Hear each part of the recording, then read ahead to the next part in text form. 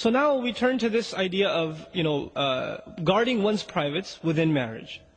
Before a young man gets married in our times nowadays, they've watched a few movies here and there before they made tawbah and they became religious. And they have this idea of what love is and what marriage is. And, brothers come up to me all the time, brother, man, I gotta get married, man. As though like in their head, once they get married, all their temptations are just gonna poof, disappear. And life is gonna be bliss and we're gonna read Quran together, And, it's gonna be just a spiritual experience, right? And there's this fantastic view of what marriage really is. Those of you that are married are probably not even laughing right now because they're like, what? Because, what is he talking about? Because you don't even remember feeling that way, right? So, yeah, it's many a times you do run into a brick wall because what is shown to us about marriage, our idea of marriage, especially the modern mind, whether Muslim or otherwise, the modern idea of love and companionship and a man and a woman together, the idea of it is basically the same as dating. Okay? And dating means you have all the fun and when things get difficult, you walk away. That's what dating is, right? So what we actually, when we think of marriage, men, brothers and sisters even, when they think of marriage, they're thinking of the aspects of marriage that are like dating. But there's a lot more to marriage than dating, right?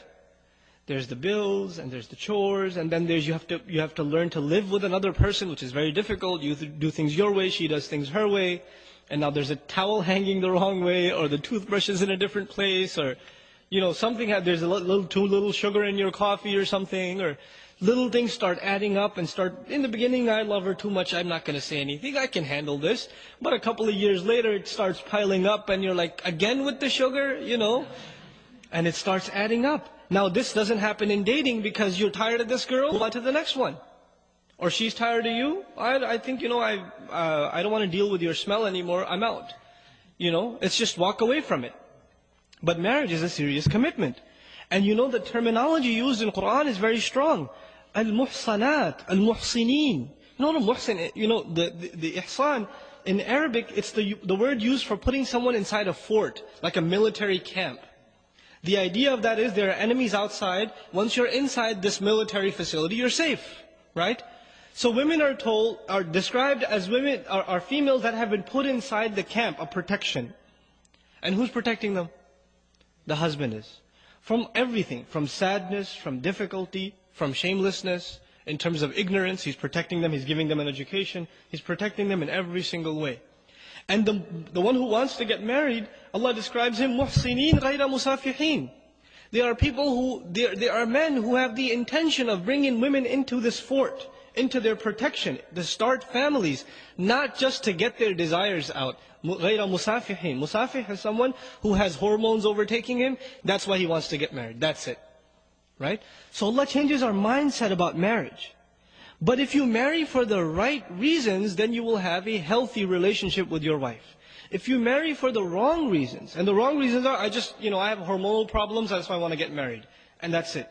You know what? You're going to have a miserable marriage and you'll never be satisfied. And many of you learned this the hard way already. Because the intention was all messed up. The intention has to be to start a family, to please Allah subhanahu wa ta'ala, to increase the good in society. So now, the underlying principle in marriage, as it is in everything else in this deen of Allah subhanahu wa ta'ala, you worry about your obligations, and you forget about your rights. I know that sounds very harsh. But if you can do that, experiment it for 6 months. Forget about your rights, worry about your obligations. What can I do for my wife? What more can I do for her? Can I buy her a gift? I haven't given her anything for a long time. If she makes a mistake, pretend like she didn't even make it, right? وَإِن تَصْفَحُوا وَتَغْفِرُوا تَعْفُوا وَتَصْفَحُوا. Tasfahu means cover the page. When you cover a page, you can't see the previous page, right?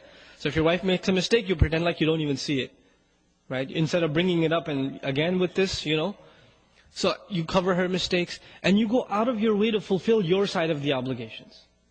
You go out of your way to show sabr and compassion and overlooking, and even the hurtful comments, you don't respond to them except with a smile, etc., etc. You go out of your way to do your part.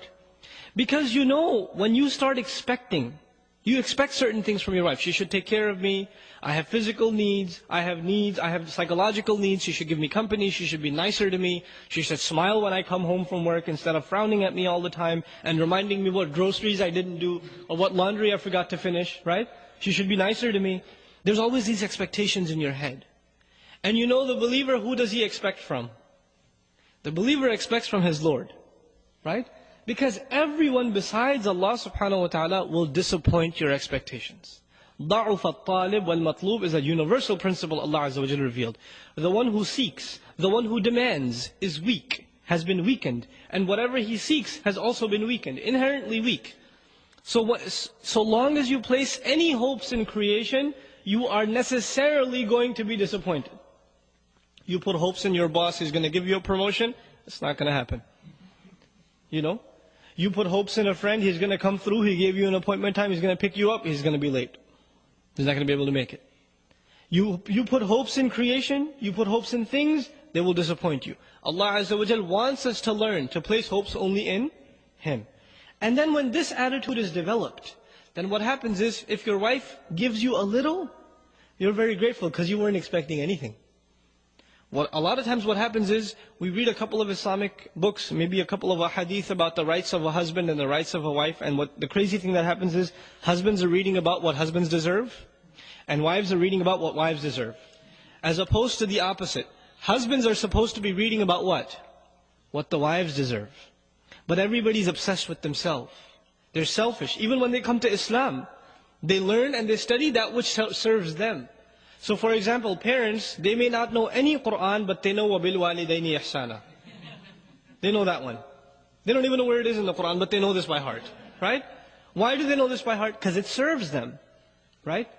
The men, they may not know much about Qur'an, but as soon as the wife says a word, الرِّجَالْ قَوَّمُونَ عَلَى النِّسَاءِ, because it's self-serving. Now you're not a servant of Allah subhanahu wa ta'ala, you're using Allah's deen to serve yourself, right?